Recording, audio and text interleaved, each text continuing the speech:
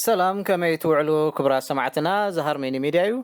ንሕጂ ዘዳለናዮም ሓፀርቲ ዜናታት ናብኹም ክነብል ኢና ንምክትታልኩም ንዕድም ሎሚ ሐሙስ ዘለንስኪ ንባይቶ ሽወደን መደረ ከስምዕ እዩ ተማሃራይ ማልም መምሃራን መቕታሉ ተኣሚኑ ኣብያተ መዘክር ሽወደን ንታሪኻዊ ውርሻታት ዩክሬን ይሕግዛ ጠለብ መካይን ኤሌክትሪክ ብንሃር ወሲኹ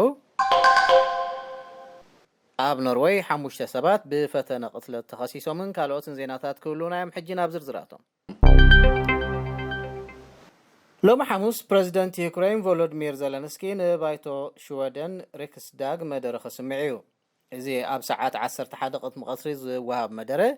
ኣብ መርበብ ሓበሬታ ባይቶ ተደጊሙ መታን ክረአ ክቅዳሕ እዩ ተባሂሉ ኣሎ ካብ ምጅማር ወራር ሩስያ ኣብ ልዕሊ ዩክሬን ኣትሒዙ ዘለንስኪ ንባይቶ ኣውሮፓዊ ሕብረት ባይቶ ብሪጣንያ ከምኡን ኣሜሪካ ሓዊስካ ኣብ ብርክት ዝበላ ባይቶታት መደረ ምግባሩ ዝፍለጥ እዩ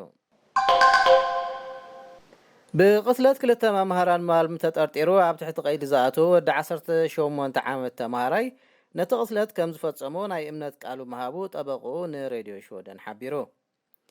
ዓሚሉ ብልክዕ እንታይ ከም ዘጋጠመ ንፖሊስ ብንጹር ምሕባሩ ጠበቃ ኣንደርሽ ኤሊሰን ገሊጹ ኣሎ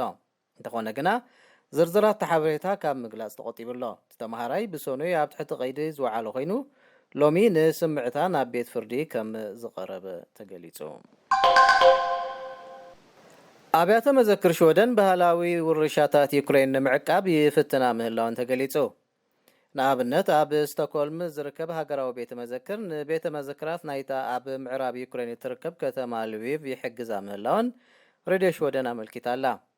እዚ ስራሕ ምስ ኣብ ሽወደን ዝርከባ ካልኦት ኣብያተ መዘክር ብምትሕብባር ይካየድ ምህላው ዳይሬክተር ጀነራል እቲ ሃገራዊ ቤተ መዘክር ሱዛና ፒተርሰን ገሊጻ ኣላ እቲ ኩናት ጅምር ምስ ኣበለ ነተን ኣብ ዩክሬን ዝርከባ ኣሓት ኣብያተ መዘክራት ደሃየን ከምኡውን ዘድልየን ነገራት ምሕታት ኣያቋረፅናን ክትብል ሱዛን ፒተርሰን ወሲኻ ገሊጻ ኣላ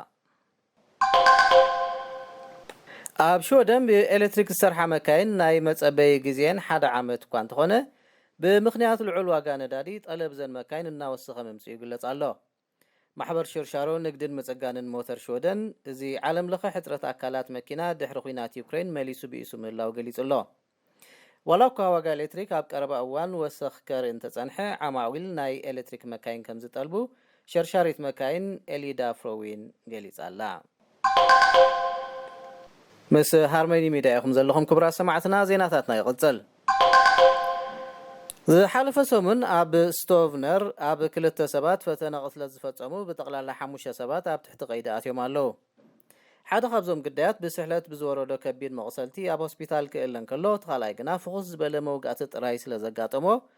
ኣብ ክፍሊ ህፁፅ ሓደጋ ፍጡን ሕክምና ከም እተገብረሉ ዝፍለጥ እዩ ዝሓለፈ ዓርቢ ወዲ 17 ዓመት ኮተቴ ብቐዳም ድማ ካልእ ሰብ ክተሓዙን ከለዉ ትማል ድማ 3 ኮተቴ ብጠቕላላ 5ኦም ምስ ፈተነ ቅትለት ብዝተሓሓዝ ኣብ ትሕቲ ቀይዲ ኣትዮም ምህላዎም ቲቪ2 ጸብጺባ ኣላ ጠበቓ ፖሊስ ካሪ ኪርኮርን ንቲቪ2 ኣብ ዝሃቦ ሓበሬታ እዞም ኮተቴ ነዚ ገበን ንምፍጻም ስሕለት ከም ተጠቕሙን ፖሊስ ምስ ዝገበን እተተሓሓዙ ኣገደስቲ ዝበልዎም ነገራት ረኺቦም ምህላዎምን ወሲኹ ገሊጹ ኣሎ እዚ ገበን ስለምንታይ ፈጺሞሞ ንምግላጽ ግዜኡ እኳ እንተዘይኣኽለ እዞም ሰባት ፈጺሞም ዘይፋለጡ ዘይምንባሮም ግና ክነጣልል ክኢልና ኣለና ኢሉ ኣሎ ኪርኮም ኣብ መወዳእታ ሓለዋ ዶብ ኖርዌይ ቅርብ ዝበላ ድሮናት ክድምስስ ምዃኑ ኣጠንቂቑ ሓለዋ ዶብ ገማግም ኖርዌይ መንነተን ዘይተለልያ ድሮናት ብዝምልከት ንጹር ሕግታት ክወፅእ ድሕሪ ምጽዋዕ ሓደገኛ ንዝመስላ ድሮናት ክወቅዕ ምዃኑ ኣጠንቂቑ ኣሎ ብሓፈሻ ብዘይ ፍሉይ ፍቓድ ኣብ ልዕሊ ወታደራውያን መራኽብ ድሮናት ምብራር ኩልኩል እኳ እንተኾነ ሓለዋ ገማግም ናብ ዶብ ብዛዕባ ዝቐርባ ድሮናት ዝኾነ ንጹር መምርሒ ከም ዘይብሉ ኣዛዚ መርከብ ፍሬድሪክ ሲየንስ ንጋዜጣ ሱንሞ ስፖርትን ገሊጹ ድሮናት ኣብ ልዕሊ መራኽብ ክንደይ ኣብ ዝኣክር ርሕቀት ክዝንብያ ኣለዎን ወይ ነተን መራኽብ ክስእላ እንታይ ሕግታት ከማልኣ ኣለዎን ኣብ ዝብል ንጹር መምርሒ የለን እዚ እናኾነ መንነተን ዘይተፈልጣ ድሮናት ብርክት ንዝበለ ግዜያት ክቐርባ ይረኣያ ብምህላውን ብዛዕባ እዚ ኩነታት ንጹር መብርሂ ክወሃብ ሲየንስ ፀዊዑ ኣሎ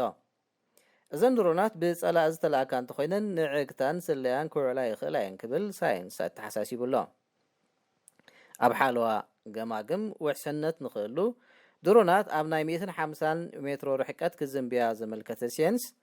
እንተኾነ ግና ሓንቲ ድሮን ሓደጋ ተስዕብ እንድሕር መሲላ ሃሪምና ክነውድቃይና ክብል ደጊሙ ኣጠንቂቕሎ እምበኣር ክቡራ ሰማዕትና ንሕጂ ኣዳሊናዮ ዝነበርና ዜናታት ሃርመኒ ሚድያ በዚ ፈፂምና ኣለና ንምክትታልኩም ነመስግን ሰላም